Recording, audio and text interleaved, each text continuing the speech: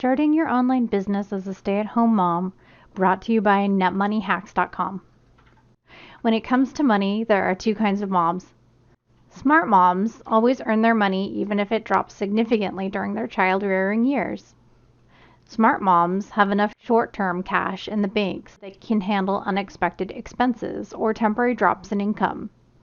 They prioritize short-term savings and have paid off all high-interest rate debt. They have insurance policies in place that would cover them in the event of a tragedy. Smart moms model wealth-producing behavior for their own sons and daughters who develop smart financial habits early. Smart moms don't hesitate to make purchases that they know will benefit their own well-being or that of their families. They are actively involved in their own savings and investment decisions and do not hand over the money management reins to partners. Smart moms have clear money and life goals that they are constantly progressing toward, even at a slow pace. They feel comfortable and confident talking about their finances. Managing money is as familiar and enjoyable to them as slipping into a warm bath. They span single moms, young moms, older moms. Regardless of their income or savings level, what they have in common is the comfort, confidence, and safety that comes from making smart money choices. The reality is that most women, and moms especially, are handling a lot of money on a daily basis, and they're making financial decisions that affect not only them but their families too. Indeed, study after study finds that women and moms in particular have oversized power when it comes to family money. According to Fidelity, 85% of consumer purchases are made by women. Women are recorded to influence 95% of purchases of goods and services. Women control 2/3 of the country's wealth, and 90% are handling finances at some point, often a result of death or divorce. Fewer than 1 in 4 certified financial planners are women. In most investing and personal finance books, moms get nary a shout out, and in the books that are written for women, which you can spot from their gleaming pink covers, the focus tends to be on how to shop less or coupon harder. The Pew Research Center reports that 4 out of 10 households with children, moms are the only or primary breadwinners. Similarly, the rise of blended families, single motherhood, and same-sex parents all contribute to the growing importance of women as the earners, savers, and investors within families. A report from the Boston Consulting Group found that most women are dissatisfied with the level of service that they are receiving from their financial services provider, and many report feeling as if they are being talked down to by the male advisors. It's not surprising that many advisors are overheard talking directly to the husband while referring to the wife in third person, even though she's sitting right next to him. Consider the path that many women have discovered already in today's unique world built around the infrastructure of the internet and what it can provide. This bold new world of the internet creates opportunities that women never had even 5 or 10 years ago. Women with young children have the ability to create their own business online and run it from home. Raising a child is one of the most important tasks women will ever undertake, and parenthood is not to be taken lightly. It's a tough job. It's a work in progress, like many other things in life. The present day is an interesting time to live when women can drive their own future, create their own outcomes by taking advantage of the technology at their fingertips. Use it to create yours. Life gets busy, especially for people with a family. Set aside 30 minutes every day to work towards your project. Think about what you often do in 30 minutes that seems a time waster. Instead of going to fold laundry or browse social media, put that on hold. Ask yourself, if this is the only thing I accomplish today, will I be satisfied with my day? If you prioritize properly, there is no need to multitask. You don't always need to be focused on finishing everything. Focus on one attainable task at a time so as not to get overwhelmed. Make a list of what you want and don't want out of a career.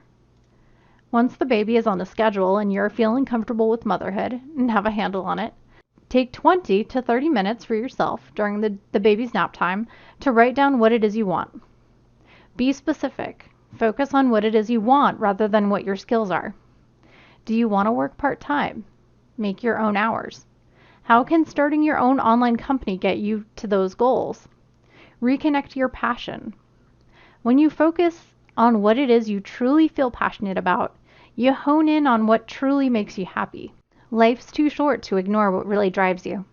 Some of the internet's most successful lifestyle bloggers are women. Choose topics that interest you and you are sure you would continue to find interesting. Don't let trends or fads lead your decision, because it will be obvious to the readers whether you truly have interest and passion for the topic. Have you always been ready to try new makeup?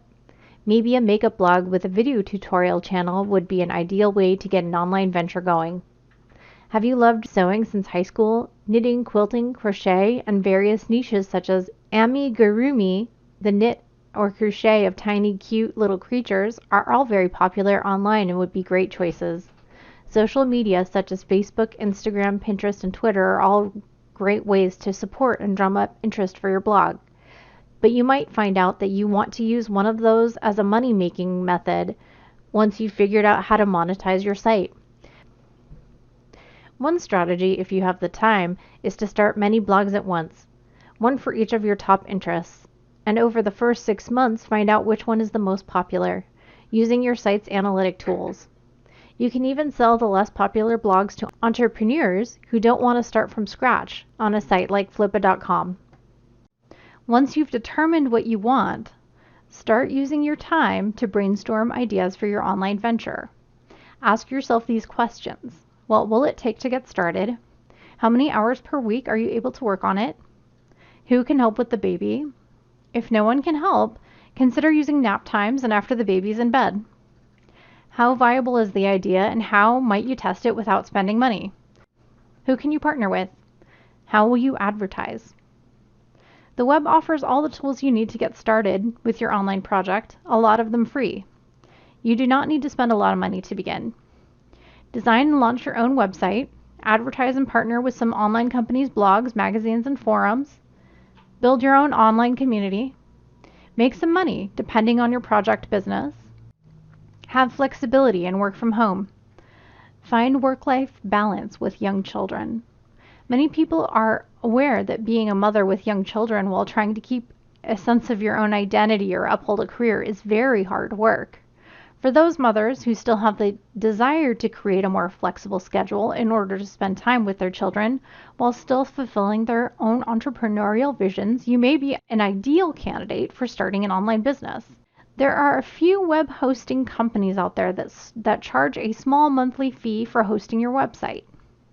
They provide templates that you can use to design your own website with your very own personal flair. Most sites are very user-friendly, have a plethora of designs to choose from, and step-by-step instructions on how to create one. You can also choose an option to create a new email address through a package on the same site. Bluehost is a nice option for a website, and the link in the description will give you a new user discount. With Bluehost, you can even choose to have a custom domain name, which makes your website more memorable and easier to find online.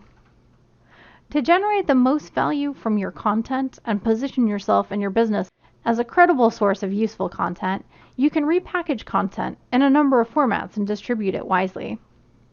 Written blog content, white papers, and articles contain top tips, checklists, and interviews can all be turned into podcasts, webinars, and vice versa. Transcripts of videos, podcasts, and webinars can be turned into written Q&A features and bulleted checklists. Then, rather than merely post all this content to your site and hope it will be shared and viewed, you can distribute your content to destinations with high visibility within your target market. As content is king, all webmasters need good content. As such, you can supply people with content to publish on their own site, which links back to yours. You're creating a win-win situation. Promote an affiliate product on your site. Joining another company's affiliate program is another way to get started with internet advertising. Affiliate links are not ads. They allow you to make more money by promoting someone else's product. You have an opportunity to earn commission each time somebody you've referred makes a purchase.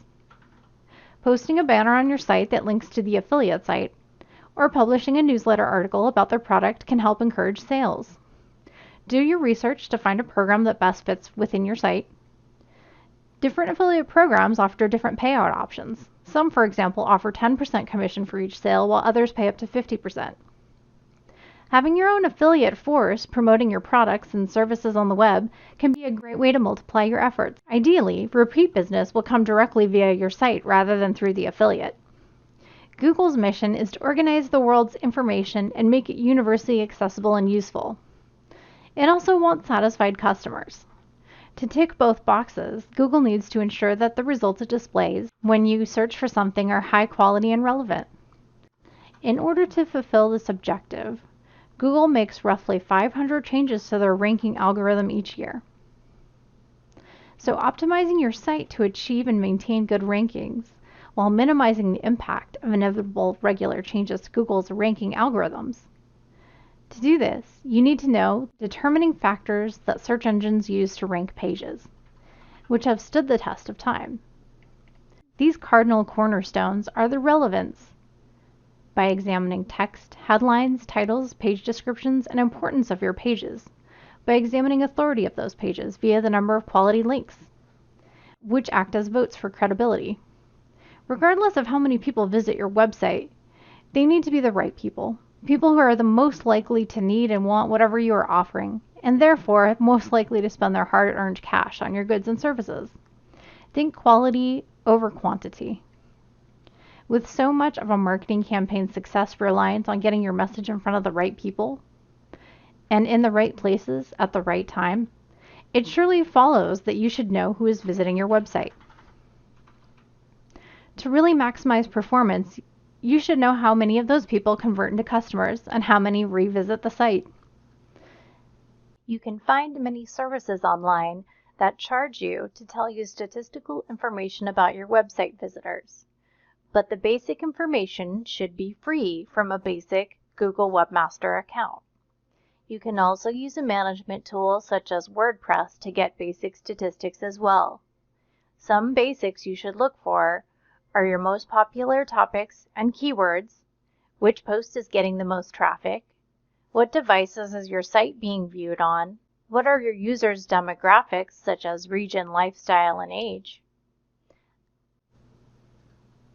Once you know who your visitors are and what their behavior is, and your website's most viable pathways are crystallized, you can apply what you have. Certainly, to produce optimum results and response rates, to continually monitor and measure, test and analyze, tweak and improve your website and its performance, as well as uncovering areas of frustrations and sticking points that can be ironed out during the testing process. As such, testing, checking, and improving various elements of your site ensure an optimum visitor journey and experience can pay remarkable dividends. Use a lean startup model, an incremental and customer interactive approach that lets you gain a deep personal first-hand understanding of your potential customers' needs before locking into a specific path and precise product. Before spending money building your first product, first test the product or service. Make sure that they may be marketable, offering them before they are available. Build, test, and search for a business model while iterating and evolving based on customer feedback. The goal is to test, refine, and scale ideas fast and affordably. The most important part of the journey is to ensure that you maintain the balance of motherhood, personal time, and your business. To ensure that you are always checking in with yourself and maintain balance for yourself and your child, try to incorporate some self-care. Not everyone has the same goals or the same level of involvement in their business, and that's okay. Do something for yourself every day, no matter how small. Take a class. Go for a walk. Sit alone with a cup of tea. Clear your head. Ideas will start to flow if you have a good daily rhythm and can get small breaks from your child. Get help with your child if you can. Even one day a week may help you gain back some of your identity as you remain immersed in your all-consuming role of motherhood. Get some sleep. If you're running on empty or are burned out, you won't be motivated to start your online venture. Statistics, data, and other information was sourced from these ebooks, which are a good source of information on the topic of starting an online business for stay-at-home moms. For more information on starting your own business, go to netmoneyhacks.com.